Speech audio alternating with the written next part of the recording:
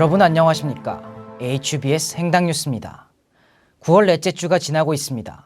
우리 캠퍼스 안에서 벌어진 교통사고 소식으로 시작합니다. 지난주 금요일 낮 12시 한양플라자 3층 입구 앞 경사로에서 2.5톤 트럭이 학생 한 명을 치고 5m 비탈 아래로 추락했습니다.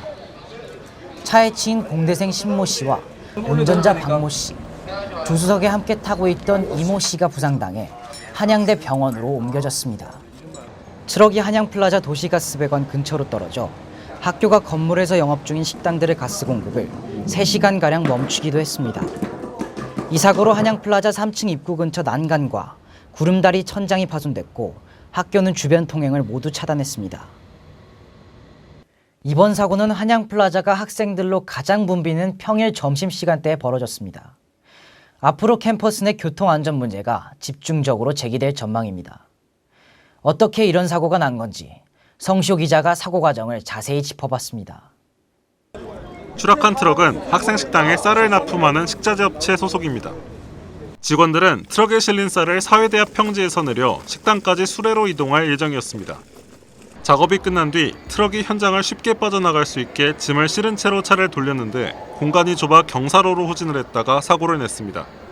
브레이크가 짐의 무게와 경사의 각도를 이기지 못하고 미끄러진 겁니다. 저는 지금 사회대 앞에 나와 있습니다. 보시는 것처럼 2.5톤 트럭이 차를 돌리기에는 상당히 좁은 장소입니다. 사고가 발생한 시각은 12시 3분.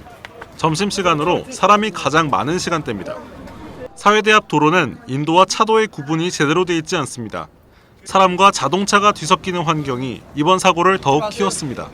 학생 식당 통로 안에 대기하시는 분이 굉장히 많이 있었고 사회대 앞쪽에서도 굉장히 많은 인원이 해가지고 굉장히 급격한 속도로 제 옆을 스쳐 지나갔기 때문에 차량이 이게 막 달리는 차가 아닌가 하고 느껴질 정도로 빠른 속도로 했습니다.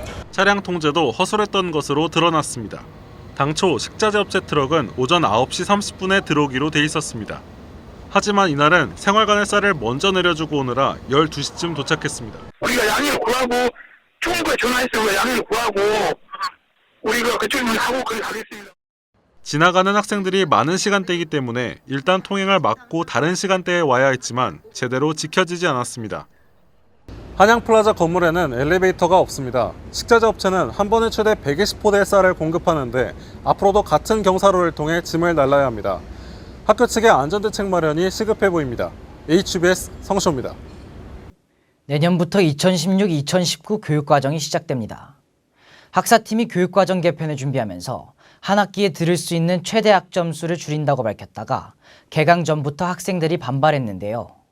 결국 학교가 한 발 물러서면서 마무리됐다고 합니다. 이혜주 기자입니다. 학사팀이 2016-2019 교육과정에 대해 학기당 최대 이수학점을 줄이지 않고 기존의 20학점을 유지하는 방안이 거의 확정됐다고 밝혔습니다. 지난 6월 처음 공개된 교육과정 개편안에는 내년부터 학교의 개설 교과목 수와 한 학기 신청 가능한 최대 학점을 줄이는 내용이 포함되어 있었습니다. 학사팀은 집중도 높은 교육을 위한 개편이었다고 밝혔지만 총학은 교육의 질을 떨어뜨리는 조치라며 반발했습니다. 학생들이 좀 더 몰입하고 집중할 수 있으면 그 부분에 교육의 질이 올라갈 수 있다고 생각이 드는 건데 그게 양을 줄여서 질을 올리겠다라는 거라 생각을 한다면은 결과적으로 양만 줄어드는 게 아니냐. 하지만 학사팀이 학기당 이수학점을 현재와 같이 유지하면서 이수학점을 둘러싼 갈등은 줄어들 것으로 보입니다. 학사팀은 또 다른 논란거리인 개설 강좌수 축소는 자료가 외부로 노출되면서 용어의 이해 차이에 의한 것이라고 했습니다. 그동안 학교는 해당 학기에 개설될 목적이 아닌 개설 예정 강의를 강의 목록에 올리는 것을 허용했습니다. 개설 예정 강좌에는 다음 학기나 내년에 열리는 과목, 교수 안식 연후 열리는 과목 등이 있습니다. 그러나 효율성을 위해 나중에 개설될 강좌 수를 줄이라는 의미로 쓴 개설 강좌 수 축소라는 용어를 학생들은 자신들이 듣는 강좌 수 자체가 줄어든다고 받아들인 겁니다. 새로운 교육과정 계획은 올 후반기에 확정될 예정입니다. 수정안이 나온 가운데 학교와 총학이 더 이상의 갈등 없이 교육과정 개편안을 내놓을 수 있을지 주목됩니다. HBS 이혜주입니다. 방학 동안 리모델링에 들어갔던 한양플라자가 개강에 맞춰 다시 문을 열었습니다. 더 다양해진 매장 구성, 밝아진 상가 분위기가 눈에 띕니다. 물가는 조금 올랐다고 합니다.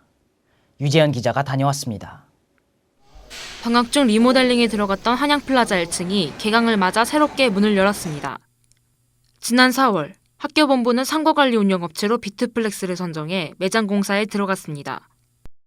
새롭게 정비된 한양플라자 1층을 살펴보면 편의점이 CU로 바뀌었고 꽃집과 휴대폰 대리점이 남았습니다.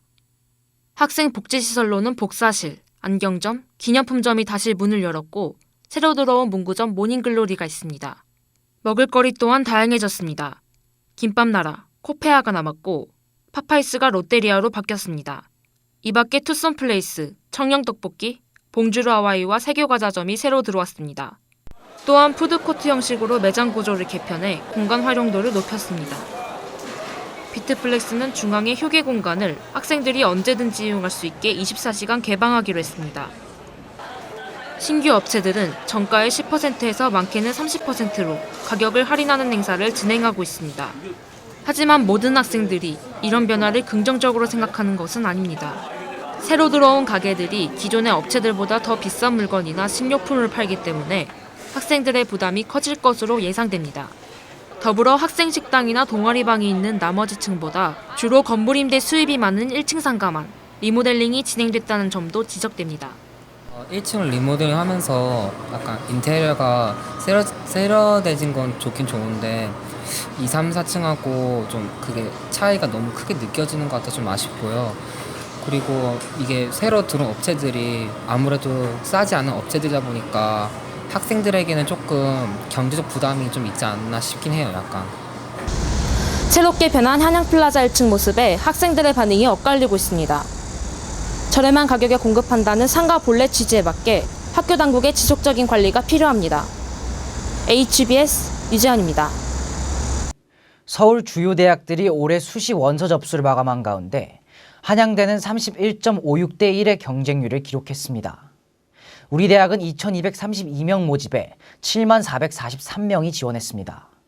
수능 최저 기준이 없고 올해부터 수능 이후로 고4일이 옮겨진 논술 전형의 경쟁률은 올해 72.98대 1로 작년 44.7대 1보다 큰 폭으로 올랐습니다. 학과별로는 미디어 커뮤니케이션 학과와 화학공학과가 논술 전형에서, 사학과와 생명공학과가 학생부 종합 전형에서 가장 많은 학생들이 지원했습니다. 한양 경력개발 시스템 HYCDP가 문을 열었습니다. 커리어 개발센터는 이 시스템을 통해 모든 학생들이 학년별로 자신의 진로와 경력을 관리할 수 있게 됐다고 설명했습니다. 취업 포털 기업과 함께 개발한 이 시스템은 10만여 기업의 채용 정보를 실시간으로 제공합니다. HYCDP는 cdp.한양.ac.kr 혹은 우리 학교 포털 한양인 취업 메뉴를 통해 접속할 수 있습니다.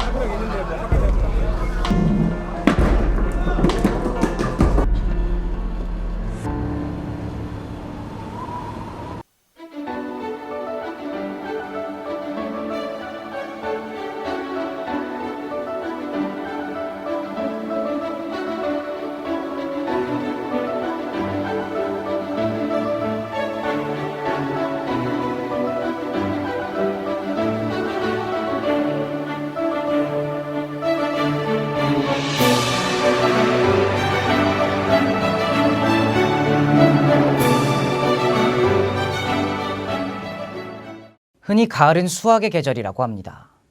뿌린 걸 걷어들인다는 말인데 지난주 우리가 받아든 건 교통사고 소식입니다. 캠퍼스 도로 안전 문제는 종몽구 센터와 국제관이 공사에 들어간 작년에도 지적됐죠. 하지만 개선된 건 거의 없었습니다. 학교는 그동안 어떤 씨앗을 뿌려왔는지 돌이켜봐야 합니다. 다음 주는 추석입니다. 즐거운 한가위 보내십시오. 감사합니다.